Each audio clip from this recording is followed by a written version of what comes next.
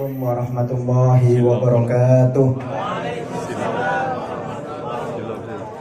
Bismillahirrahmanirrahim. Alhamdulillahirabbil alamin wassalatu wassalamu ala asyrafil anbiya wal mursalin sayyidina wa habibina wa syafi'ina wa qurratu a'yunina wa maulana Muhammad tibil qulub wa dawaiha wa afiyatil abdan wa shifaiha wa nuril absar wa diyaiha wa qutil arwa wa gidaiha wa ala alihi wa sahbihi. Subhanaka la ilma lana illa ma 'allamtana innaka antal alimul hakim. Rabbi shrah li sadri wa yassir li amri wahlul 'uqdatam min lisani yafqahu. Yang dirahmati Allah Subhanahu wa taala, alhamdulillah kita panjatkan puji syukur kepada Allah Subhanahu wa taala karena berkat hidayah, taufik, sehat walafiat, panjang umur. Pada malam hari ini kita dapat kembali berkumpul dalam acara penutupan Maulid Khomsin, bukan arba'in lagi, Khomsin. Ya, tahun depan bisa sitin terakhir ini. Ya, mudah-mudahan antum semuanya yang mengadakan acara maulid di rumah masing-masing atau panitia yang menyukseskan atau yang menghadiri, mudah-mudahan dicatat sebagai pecinta Nabi Muhammad SAW. Mudah-mudahan rezeki antum semuanya dilancarkan, diberkahi oleh Allah Subhanahu wa taala. Mudah-mudahan hajat antum semuanya, doa antum semuanya dikabulkan oleh Allah Subhanahu wa taala. Yang sakit di antara kita diangkat penyakitnya oleh Allah taala. Yang punya problem hidup diangkat problem hidupnya oleh Allah Subhanahu wa taala, dan mudah-mudahan kita mendapatkan syafaat Nabi Muhammad dunia dan akhirat. Amin ya rabbal alamin. Nikmat yang besar khususnya bagi antum yang mau merayakan Maulid Arba'in atau Khomsin ini. Ya, karena setiap antum mengadakan di rumah masing-masing itu adalah sebagai salah satu tanda syukur kita kepada Nabi Muhammad dan Allah Subhanahu wa taala. Kita kalau mengadakan acara seperti ini jangan pernah perhitungan dengan uang. Karena uang yang kita keluarkan ini untuk Allah dan Nabi Muhammad SAW. Ya. Sedekah yang kita keluarkan di jalan Allah dan Nabi Muhammad SAW kita keluarkan, maka sedekah itu akan berkata dengan 3 kalimat. Cuma kita nggak dengar. Ya. Ketika kita mengeluarkan uang biaya untuk peringatan Maulid, ya, untuk lainnya di jalan Allah dan Nabi Muhammad, uang itu berkata dengan 3 kalimat, cuma kita nggak dengar. Yang pertama, uang yang kita keluarkan di jalan Allah dan Nabi Muhammad itu berkata, ya, idza tasaddaqa rajulun bi shadaqatin taqulu bi lisani haliha salasa kalimat. Jika seseorang itu mengeluarkan sedekahnya di jalan Allah dan Nabi Muhammad, maka uang itu berkata dengan 3 kalimat. Yang pertama mengatakan kuntu golilan fasir tu kasiron. Dulu saya sedikit, sekarang saya banyak. Jadi maaf, Anda kalau mengeluarkan uang untuk maulid jangan pakai matematika dunia.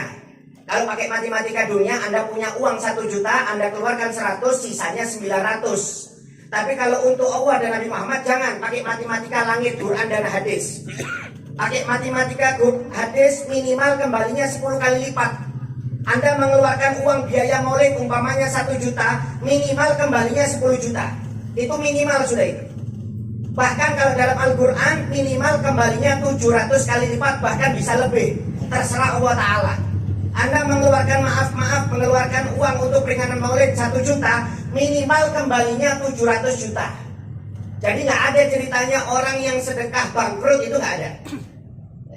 Nggak ada. Kenapa? Ini karena pakai matematika langit, Quran dan hadis.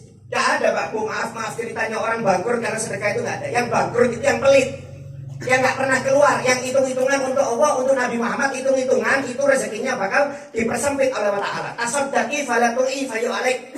Keluarkan sedekah kalian, jangan pernah perhitungan, kata Nabi Muhammad. Barang siapa yang perhitungan dengan uang yang dikeluarkan di jalan Allah Ta'ala, maka rezekinya bakal dipersempit oleh Allah Subhanahu wa Ta'ala. Tapi sebaliknya, barang siapa yang tidak perhitungan untuk Allah Ta'ala royal, untuk Nabi Muhammad royal umpamanya, maka rezekinya akan dilancarkan, kata Nabi Muhammad SAW. Jadi Pak Bu, maaf gak ada ceritanya orang yang mengeluarkan uang di jalan Allah dan Nabi Muhammad bangkrut, gak ada. Bakal sukses itu orang. Tinggal nunggu waktu bakal sukses. Sampai maaf di surga ketika Nabi Muhammad SAW Isra dan Mi'raj, itu Nabi Muhammad melihat ada seseorang menanam biji, baru ditanam gak sampai 1 menit langsung tumbuh pohonnya, langsung berbuah, dipanen berkali-kali. Pohon ajaib ini. Baru ditanam nggak sampai 1 menit langsung tumbuh buah, langsung tumbuh pohonnya, langsung berbuah, kemudian bisa dipanen berkali-kali. Nabi Muhammad tanya, wahai Jibril, ini pohon apa? Kok ajaib? Baru ditanam langsung bisa dipanen berkali-kali. Kata malaikat Jibril, itu ibarat umatmu wahai Muhammad yang suka sedekah. Saking banyaknya manfaatnya dan pahalanya, keuntungannya, kami para malaikat nggak bisa menghitung, kata malaikat Jibril. Allahumma sholli ala Muhammad. Jadi oleh karena itu alhamdulillah kalau antum-antum yang mengadakan maulid ini, insya Allah rezekinya dikasih barokah. Gak usah khawatir, kenapa? Karena kita untuk Nabi Muhammad SAW sebagai tanda syukur kita kepada Nabi Muhammad SAW. Ya. Yang kedua, sedekah itu mengatakan kuntu fanian fasirtu bakian. Dulu saya fana, sekarang saya kekal. Maaf Pak Bu, Anda yang punya uang rekening ratusan juta miliaran, yang punya mobil Innova, Pajero, yang punya tanah banyak, kalau mati itu semuanya nggak dibawa. Itu namanya fana, nggak kekal, nggak kekal. Makanya nggak usah bangga kita punya rumah banyak, punya harta banyak, punya uang banyak. Kalau mati cuma kain kafan 3 helai saja. Nggak ada yang dibawa, cincin, berlian, emas-emasan nggak ada yang dibawa. Ibu-ibu umpamanya yang di dalam, yang punya emas-emasan banyak, yang punya berlian banyak, nggak usah bangga Pak Bu. Ibu-ibu ini kalau mati duluan, emas-emasannya, berliannya, untungnya kepada suaminya. Buat apa? Buat modal lagi. Modal kawin, subhanallah, langsung jawab. Yang untung suaminya. Begitu juga maaf suaminya ini bapak-bapaknya uangnya banyak, nggak usah bangga. Kalau meninggal yang untung istri dan anaknya. Gak ada yang kekal itu, gak ada. Yang kekal itu kapan? Ketika disedekahkan di jalan Allah Subhanahu wa Ta'ala. Ketika Anda menyumbang untuk acara maulid, mengadakan acara maulid, sedekah pembangunan masjid, fuqara wal masakin, itulah rezeki yang kekal yang bisa Anda nikmati sampai hari kiamat. Bahkan menemani Anda sampai di dalam kubur, di padang mahsyar, di jembatan sirat akan menemani kita, itu sedekah. Makanya orang kalau sedekah itu rezekinya semakin kekal. Tapi kalau nggak mau sedekah, rezekinya fana, dia yang rugi. Sampai di Jakarta itu ada haji yang terkenal nggak cinta dunia. Kenapa? Kalau sedekah nggak pakai mikir. Ada pembangunan masjid 2M, baru terkumpul 1M, bagian nutup 1M. Nanti ada acara maulid, umpamanya besar, butuh dana 200 juta, baru terkumpul 50, dia bagian nutup 150 juta. Kalau sedekah nggak pakai mikir. Nggak pakai mikir. Sampai kata orang-orang, weh haji kamu ini kok nggak cinta dunia? Kata haji tersebut, siapa yang gak cinta dunia? Saya ini cinta dunia. Saya ini cinta harta. Cuma saya titipkan kepada yang berhak menerimanya. Nanti di hari kiamat semuanya saya ambil. Ini baru namanya orang pintar. Dia cinta harta. Cuma dititipkan kepada yang berhak menerima. Untuk acara maulid, untuk masjid, fuqara wal masakin, yatim piatu, pesantren. Dititipkan, nanti semuanya diambil, kata beliau. Ini namanya orang yang pintar. Kenapa? Tahu harta itu kalau disedekahkan bakal kekal. Tapi kalau nggak disedekahkan, harta itu bakal fana, jadi warisan. Kemudian yang ketiga, sedekah itu mengatakan kunta tafaduni fasirtu afaduka. Dulu kamu menjaga saya, sekarang saya yang menjaga kamu, kata sedekah. Kita Pak, maaf kan suka jaga harta. Uang ditaruh lemari besi, taruh di brankas di bank, taruh di rekening bank, taruh di bawah kasur. Kenapa? Takut hilang. Kita ini suka jaga harta. Tapi ketika harta itu kita sedekahkan, bukan kita yang jaga harta, tapi sedekah itu yang jaga kita. Kenapa? Karena kata Nabi Muhammad, orang yang suka sedekah maka dijauhkan dari balak dan musibah dan segala penyakit, kata Nabi Muhammad SAW. Kalau dia kena musibah berat, berkat sedekah musibahnya diringankan, penyakitnya diringankan.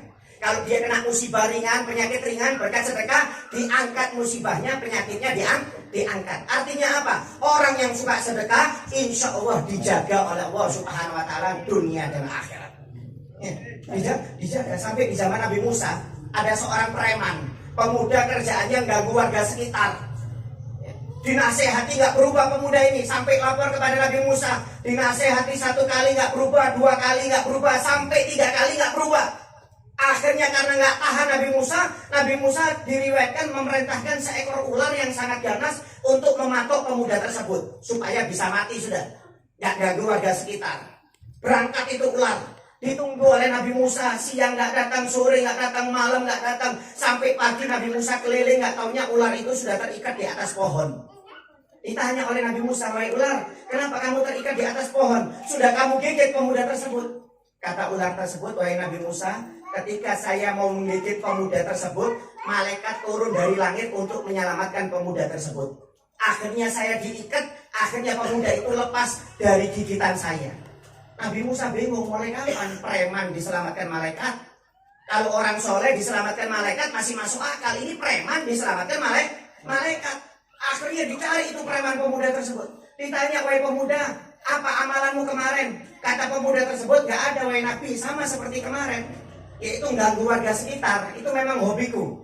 Kata Nabi Musa, bukan amalan yang jelek, tapi amalan yang baik. Coba ingat-ingat. Akhirnya diingat oleh pemuda tersebut, oh iya, saya kemarin punya 2 buah roti. Ketika mau saya makan, gak taunya ada 2 pengemis, anak dan ibu lewat. Dia minta roti saya nggak jadi makan, saya sedekahkan dua-duanya kepada mereka. Kata Nabi Musa, berkat sedekah yang kamu keluarkan, umurmu diperpanjang oleh Allah Subhanahu wa Ta'ala. Kamu diselamatkan dari gigitan ular, karena kemarin saya memerintahkan ular yang sangat ganas untuk menggigit kamu. Mungkin kamu kalau digigit ular tersebut sekarang sudah meninggal dunia, tapi berkat sedekah yang kamu keluarkan, akhirnya engkau dijaga oleh Allah Subhanahu wa Ta'ala.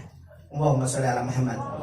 Oleh karena itu, maaf Anda yang menyelesaikan acara ini, insya Allah nggak usah khawatir. Rezeki Anda bakal dilipat gandakan oleh Allah Subhanahu wa Ta'ala. Rezeki Anda bakal kekal, dan insya Allah Anda dijaga dari mara bahaya baik di dunia maupun di akhirat kelak nanti. Amin ya rabbal alamin. Kenapa? Karena acara seperti ini pada hakikatnya untuk memuliakan Nabi Muhammad SAW. Kita ini jangan hitung-hitungan dengan Nabi, Pak Bu, nggak pantas. Kita ini hidup di dunia ini diciptakan oleh Allah Ta'ala, punya suami, punya istri, punya anak, punya harta, punya mobil. Itu sebabnya karena Nabi Muhammad SAW. Kalau nggak ada Nabi, kita ini nggak punya keluarga, nggak punya harta, nggak mungkin diciptakan oleh Allah Ta'ala. Kita ini diciptakan, wujud kita ini sebabnya itu karena Nabi Muhammad SAW. Kata Allah Ta'ala, laulaka ya Muhammad, ma khalaqtu aflak. Jika bukan karena kamu wahai Muhammad, jika bukan karena kamu, dan jika bukan karena kamu wahai Muhammad, aku tidak akan menciptakan alam semesta ini. Maaf, surga gak akan diciptakan kalau bukan karena Nabi Muhammad. Malaikat gak diciptakan bukan karena Nabi Muhammad. Langit, bumi, manusia, jin, seluruh alam semesta ini, ars, kursi, kolam, sebabnya karena Nabi Muhammad SAW. Allahumma sholli ala Muhammad. Oleh karena itu gak pantas kalau kita hitung-hitungan untuk Nabi Muhammad. Mau merayakan maulid itu hitungan untuk Nabi Muhammad. Tapi anaknya ulang tahun bisa dirayakan. Dirinya ulang tahun perkawinan dirayakan dengan biaya jutaan, anaknya jutaan, tapi peringatan maulid nggak pernah dirayakan. Hitung-hitungan untuk Nabi Muhammad SAW. Orang-orang seperti ini nggak bakal sukses hidupnya. Kenapa? Karena dia terlalu perhitungan untuk Nabi Muhammad SAW. Nggak tahu terima kasih kepada Nabi Muhammad SAW. Lam yashkurinas, lam yashkurillah. Barang siapa yang tidak bersyukur kepada manusia, maka dia tidak dianggap bersyukur kepada Allah Ta'ala. Kalau kita nggak terima kasih kepada Nabi Muhammad, maka syukur kita kepada Allah Ta'ala nggak bakal diterima, hadirin. Oleh karena itu, Anda hadir di tempat ini, Anda yang merayakan, panitia yang menyukseskan, itu salah satu tanda syukur Anda kepada Nabi Muhammad SAW. Kalau Anda syukur kepada Nabi Muhammad, maka syukur Anda kepada Allah Ta'ala akan diterima. Oleh karena itu nggak pantas kalau hitung-hitungan untuk Nabi Muhammad SAW. Kenapa? Haknya Nabi ini tinggi. Ya.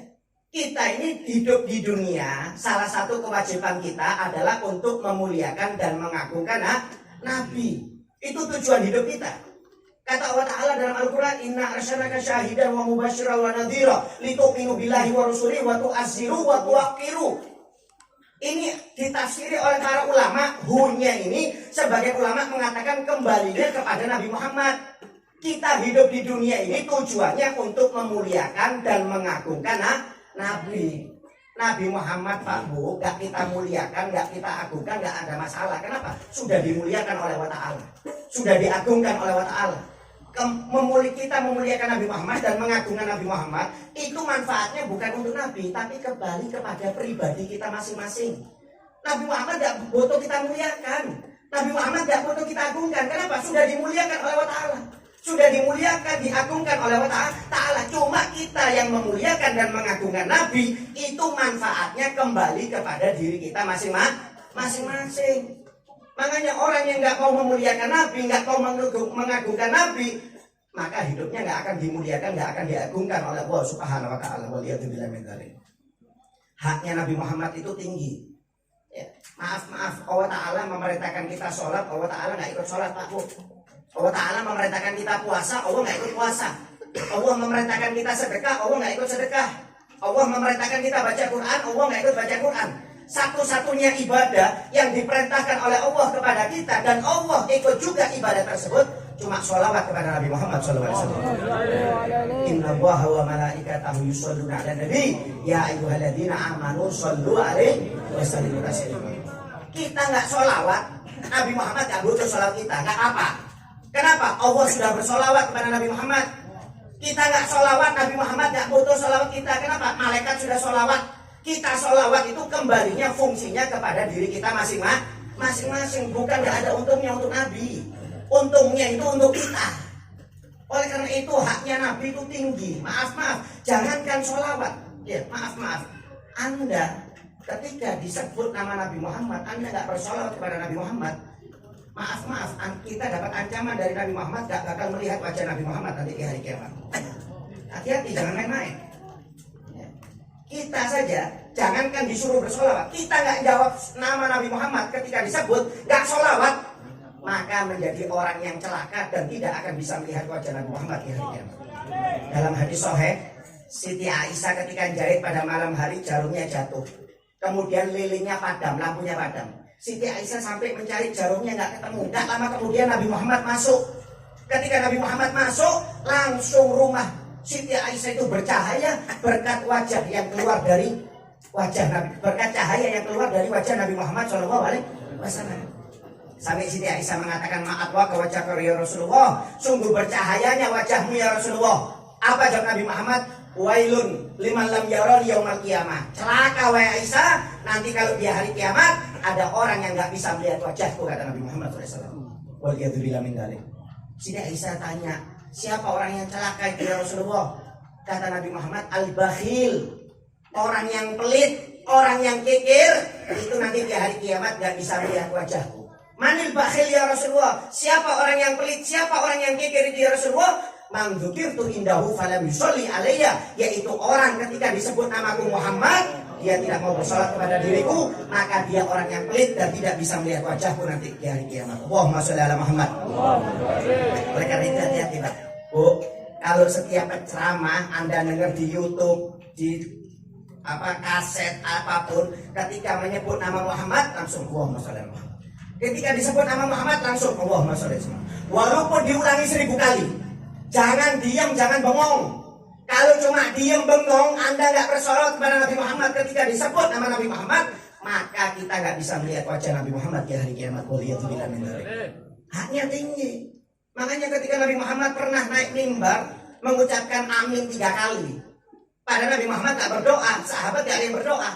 Setelah turun mimbar, sahabat bertanya, ya Rasulullah, kenapa kamu tadi di mimbar kok mengucapkan amin 3 kali? Padahal kamu nggak berdoa dan tidak ada di antara kita yang berdoa. Kata Nabi Muhammad, ketika aku di atas mimbar, malaikat Jibril datang berdoa dengan 3 doa, dan aku diperintahkan oleh Allah Ta'ala untuk mengamini 3 doanya malaikat Jibril. Salah satu doanya malaikat Jibril, kata Nabi Muhammad, syakiyun abdun man dzukirta indahu falam yusolli alaika. Kata malaikat Jibril dalam doanya, celaka wahai Muhammad, seorang hamba ketika disebut namamu Muhammad, dia tidak mau bersalawat, maka dia akan celaka dunia akhirat, kata malaikat Jibril. Amin, kata Nabi Muhammad SAW. Hati-hati, haknya Nabi Muhammad ini tinggi. Ketika disebut nama Nabi Muhammad, jangan diam, langsung salawat kepada Nabi Muhammad. Kalau cuma diam, dapat doanya malaikat Jibril, kemudian tidak bisa melihat wajah Nabi Muhammad SAW. Allahumma sholli ala Muhammad. Oleh karena itu Nabi Muhammad ini manusia yang spesial, makhluk yang luar biasa. Haknya tinggi Pak. Wajib orang hormat terhadap Nabi Muhammad. Orang yang berani merendahkan Nabi Muhammad halal untuk dibunuh. Maaf, halal untuk dibunuh. Kalau ada orang Islam yang berani merendahkan Nabi Muhammad, itu halal untuk dibunuh Pak. Kenapa? Karena itu memang perintah syariat. Sampai pernah ada seorang sahabat datang kepada Nabi Muhammad, tanya suatu hukum. Dijawab oleh Nabi Muhammad, hukumnya seperti ini. Kata sahabat tersebut, jawabannya kurang pas di hati ya Rasulullah. Jawabannya kurang pas di hati. Loh, jadi jawaban saya ini kurang pas di hatimu, kurang pas ya Rasulullah. Ya sudah, yang bisa jawab pertanyaanmu ini Sayyidina Ali bin Abi Thalib. Kata Nabi Muhammad kepada Sayyidina Umar, wahai Sayyidina Umar, tolong bawa sahabat ini ke rumahnya Sayyidina Ali bin Abi Thalib untuk bisa menjawab pertanyaan sahabat tersebut. Dibawa oleh Sayyidina Umar ke rumah Sayyidina Ali. Setelah sampai di rumah Sayyidina Ali ditanya, wahai sahabat, ada perlu apa? Saya mau tanya masalah hukum. Gimana? Hukum apa? Saya mau tanya hukum ini gimana hukumnya. Terus tadi sudah dijawab oleh Nabi Muhammad. Oh iya, dijawab seperti apa? Jawabannya seperti ini. Itu kan sudah Nabi Muhammad yang jawab. Tapi kurang pas di hati jawabannya Nabi Muhammad, kurang pas. Oh, jadi jawaban Nabi Muhammad kurang pas di hatimu. Iya. Tunggu sebentar. Kamu pengen yang pas jawabannya? Iya. Tunggu sebentar ya. Sayyidina Ali masuk ke dalam ambil pedang. Dipenggal langsung di depan Sayyidina Umar bin Khattab. Sayyidina Umar sambil teriak, "Wahai Ali, kamu diperintahkan untuk jawab. Bukan untuk memenggal orang ini, sahabat ini. Ini jawabannya. Kalau orang sudah berani kurang ajar dengan Nabi Muhammad, halal untuk dibunuh," kata Sayyidina Ali bin Abi Thalib. Lari Sayyidina Umar ke rumah Nabi Muhammad SAW, melaporkan kalau Sayyidina Ali itu memenggal kepala sahabat tersebut. Nabi Muhammad gak marah, diam saja. Mengatakan apa? Halal memang untuk dibunuh. Kalau orang sudah kurang ajar dengan Nabi Muhammad, merendahkan Nabi Muhammad, halal untuk dibunuh. Kenapa? Saking haknya tingginya Nabi Muhammad SAW. Oleh karena itu kita ini jangan main-main dengan Nabi Muhammad. Jangankan menghinakan Nabi Muhammad, jangankan merendahkan Nabi Muhammad. Gak mau jawab sholawat ketika disebut nama Nabi Muhammad, kita bakal celaka. Allahumma sholli ala Muhammad. Luar biasa. Pernah di Lebanon ada seorang ulama besar, wali besar, sering mimpi bertemu dengan Nabi Muhammad SAW. Namanya Syekh Yusuf An-Nabhani. Syekh Yusuf An-Nabhani, wali besar, sering mimpi bertemu dengan Nabi Muhammad SAW. Suatu saat, maaf, Syekh Yusuf An-Nabhani ini, beliau ini seorang hakim, seorang qadhi, mau mengadili seorang pemuda yang dimana pemuda tersebut membunuh seseorang. Ketika di tengah-tengah pengadilan ditanya oleh Syekh Yusuf An-Nabhani ini, beliau seorang hakim, ditanya oleh Syekh Yusuf, "Hai pemuda, apakah betul kamu membunuh seorang fulan bin fulan?" "Betul." Kata Syekh Yusuf, "Apa alasannya kamu membunuh orang tersebut?" Kata pemuda tersebut, "Karena orang tersebut menghina Nabi Muhammad SAW di depan orang banyak dan saya tidak tahan dan saya langsung bunuh." Kata pemuda tersebut. Turun dari mejanya ini Syekh Yusuf tanya, "Mana tangannya kamu gunakan untuk membunuh orang tersebut?" Ditunjukkan tangan kanannya, langsung dicium oleh Syekh Yusuf An-Nabhani. Dicium bolak-balik. Kata Syekh Yusuf An-Nabhani, "Demi Allah, mulai sekarang saya berhenti jadi hakim. Saya nggak bisa menghukum seseorang yang telah membunuh karena membela kehormatan Nabi Muhammad SAW. Apa yang dilakukan pemuda ini benar dan saya tidak mau menghukum. Suruh cari hakim lain untuk menghukum pemuda ini. Minta maaf, saya nggak bisa menghukum." Bayangkan. Kenapa? Karena betul orang kalau berani kurang ajar dengan Nabi Muhammad itu bahasanya halal dibunuh memang. Orang yang nggak berani jawab salam Nabi Muhammad dan sholat Nabi Muhammad ketika disebut sudah celaka, apalagi berani sampai menghinakan Nabi Muhammad SAW. Cuma jangan diamalkan ya. Nanti ketemu orang menghina Nabi Muhammad langsung main penggal aja. Jangan ya, masuk kepolisian kita. Ini ibaratnya saking besarnya haknya Nabi. Maksudnya jangan sampai dipermainkan. Oleh karena itu kuatkan cinta kita kepada Nabi Muhammad SAW. Dengan apa? Memperbanyak sholawat kepada Nabi Muhammad SAW. Karena sholawat ini tali penghubung kita dengan Nabi Muhammad SAW. Orang yang banyak sholawat, insya Allah rezekinya barokah. Kesulitan ekonomi berkat sholawat diangkat oleh Allah Ta'ala. Kesulitan rumah tangganya, problem rumah tangganya berkat sholawat diangkat oleh Allah Ta'ala. Kesulitan apapun dunia dan akhirat, kalau orang itu memperbanyak sholawat, insya Allah dikasih barokah, hidupnya lancar dunia akhirat. Sampai pernah dikisahkan ada seorang kaya raya, ketika berdagang dia jatuh, akhirnya dia utang kepada temannya 1.000 dinar. 1.000 dinar itu kalau sekarang diuangkan kurang lebih 5 miliar. 5 miliar karena satu dinar itu 5 juta kalau sekarang. 4.750. Anggap 5 juta lah. Jadi kalau 1.000 dinar itu 5 miliar. Pemuda ini utang kepada temannya 1.000 dinar, 5 miliar. Akhirnya ketika dibuat modal usaha lagi, dapat waktu beberapa minggu, beberapa bulan, bangkrut lagi. Ditagih oleh temannya 1 kali, 2 kali, 3 kali, nggak bisa bayar. Akhirnya dilaporkan kepada hakim. Kata hakim dikasih waktu 1 bulan. Kalau 1 bulan nggak bisa bayar, maka masuk penjara.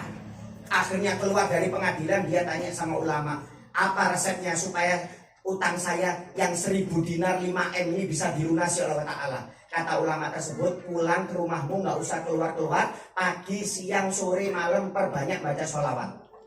Perbanyak baca sholawat. Akhirnya baca sholawat. Hari pertama, hari kedua, hari ketiga, hari ke-7. Minggu pertama, minggu kedua, minggu ketiga, sampai hari ke-27 bingung, gak lunas-lunas. 3 hari deadline-nya ini mau habis. Hari ke-27 belum lunas-lunas. Subhanallah, malam ke-28 mimpi bertemu dengan Nabi Muhammad SAW. Kata Nabi Muhammad dalam mimpinya, gak usah khawatir, utangmu bakal dilunasi oleh Allah Ta'ala. Kamu bangun tidur, berangkat ke rumah gubernur Fulan bin Fulan, katakan aku kirim salam Muhammad, suruh dia melunasi hutangmu 1000 dinar. Bangun dari tidurnya gembira ini orang, langsung berangkat ke rumah gubernur. Rumah gubernur zaman dulu nggak ada satpol PP, enak. Ya, sekarang mau ketemu, jangankan ketemu gubernur, ketemu bupati, ketemu RT aja ngilang-ngilang RT-nya. Ya, apalagi mau ketemu bupati, gubernur. Zaman dulu enak, diketok pintu rumah gubernur ini keluar. Ya, ada RT nggak di sini? Hadir. Oh enggak, ini kalau Pak RT gampang ini. Gampang. Ya. Akhirnya diketok pintu rumah gubernur itu, keluar gubernurnya. Ditanya ada apa? Saya Fulan bin Fulan, wahai gubernur. Saya ada perlunya. Ada perlu apa? Saya tadi malam mimpi bertemu dengan Nabi Muhammad SAW. Oh, Masya Allah. Kata gubernur, berarti kamu orang soleh. Gak semua orang bisa mimpi bertemu dengan Nabi Muhammad SAW. Apa pesannya Nabi dalam mimpimu? Nabi Muhammad kirim salam kepada engkau. Oh, tambah senang ini gubernur. Hatinya berbunga-bunga. Dapat apa? Dapat salamnya Nabi. Apalagi pesan Nabi? Kamu disuruh melunasi utang saya. Berapa? 1000 dinar. Ini yang gak enak kata gubernur ini. Kalau salam tadi gak apa-apa. Kalau suruh melunasi utang ini 5M ini gak tanggung-tanggung. Kata gubernurnya, ginilah saya bayar utangmu gak apa-apa. Tapi apa buktinya kalau kamu mimpi bertemu dengan Nabi Muhammad SAW? Mana buktinya? Tunjukkan. Kata orang tersebut gak bisa menunjukkan bukti. Bingung dia, pulang. Malu dia, karena gak bisa menunjukkan bukti kalau mimpi bertemu dengan Nabi. Ya. Kan betul Pak, kalau ada orang datang kepada saya, datang kepada Habib Ahmad Al-Jufri, tadi malam saya mimpi Nabi Muhammad. Ya. Nabi Muhammad kirim salam sama Habib Ahmad. Habib Ahmad suruh melunasi utang saya katanya. Kira-kira percaya nggak? Ya. Orang butuh bukti. Ini nggak bisa menunjukkan buktinya, pulang. Akhirnya malam 29 mimpi lagi bertemu dengan Nabi Muhammad di dalam tidurnya. Subhanallah, mimpi lagi gara-gara utang. Makanya kalau ingin ketemu Nabi Muhammad banyak utangnya. Insya Allah cepat mimpi ketemu Nabi. Malam ke-29 mimpi lagi bertemu Nabi Muhammad. Ditanya, sudah kamu ambil uangnya? Kepada gubernur. Belum ya Rasulullah. Ambil cepat. Katakan aku kirim salam. Suruh dia melunasi utangmu. Iya ya Rasulullah. Bangun dari tidurnya, paginya gembira dia. Lari lagi ke rumah gubernur. Lupa, kan kemarin ditanyai apa buktinya. Tok lagi rumah gubernur. Keluar gubernurnya. Kamu lagi. Apalagi mimpi bertemu dengan Nabi Muhammad. Iya. Kirim salam dengan saya. Iya. Suruh melunasi utangmu. Iya. Kan sudah saya tanya. Buktinya apa? Oh iya, lupa saya. Lupa, pulang lagi akhirnya. Subhanallah, pulang malam 30 tidur, mimpi lagi bertemu dengan Nabi Muhammad SAW. 3 hari berturut-turut mimpi bertemu dengan Nabi. Akhirnya kata pemuda tersebut, ya Rasulullah saya malu. Ditanya apa buktinya, saya nggak bisa menunjukkan buktinya. Kata Nabi Muhammad, buktinya gubernur tersebut tiap hari sholawat kepada aku 300.000 kali. 300.000 kali, nggak ada yang tahu kecuali Allah dan aku, kata Nabi Muhammad SAW. Allahumma sholli ala Muhammad. Ini gubernur loh ini, ngurusi provinsi, ya. Itu tiap hari masih 300.000 sholawat. Kita yang main domino catur nggak pernah sholawat kepada Nabi Muhammad SAW. Yang nganggur nggak jelas nggak pernah sholawat. Ini gubernur ngurusi provinsi tiap hari 300.000 kali sholawat. Lari itu pemuda, bangun dari tidurnya lari, langsung ditunjukkan buktinya kata Nabi Muhammad. Kalau kamu tiap hari sholawat 300.000 kali, nggak ada yang tahu kecuali Allah dan Nabi Muhammad SAW. Langsung nangis itu gubernur. Betul, kalau begitu mimpimu memang nyata. Masuk kamu. Akhirnya masuk. Tunggu sebentar. Ngambil 3 kantong gubernur ini. Zaman dulu uangnya uang kepingan emas. Ngambil 3 kantong. Ini 1 kantong 1000 dinar untuk utangmu yang diperintahkan oleh Nabi Muhammad untuk aku lunasi. Ini bawa. Ini yang 1.000 dinar lagi hadiah untuk modal usahamu, 1.000 dinar lagi sebagai tanda terima kasihku karena engkau telah menyampaikan salam Nabi Muhammad kepada aku. Utangnya 1.000 dibayar 3.000. Utangnya 5M dikasih sama gubernur 15 miliar. Subhanallah. Allahumma sholli ala Muhammad. Berkat apa, Pak? Sholawat. Makanya Anda kalau utang itu jangan tanggung-tanggung. Sudah utang 5 juta, 1 juta nggak dibayar lagi. Utang itu 500 juta. Utang itu 1M, 2M. Nggak usah tanggung-tanggung, nggak usah takut kalau utang. Nanti nggak bisa bayar, tinggal sholawat kepada Nabi Muhammad SAW. Yang penting jangan mimpi suruh saya yang melunasi. Kalau Habib Ahmad nggak apa suruh melunasi. Ya.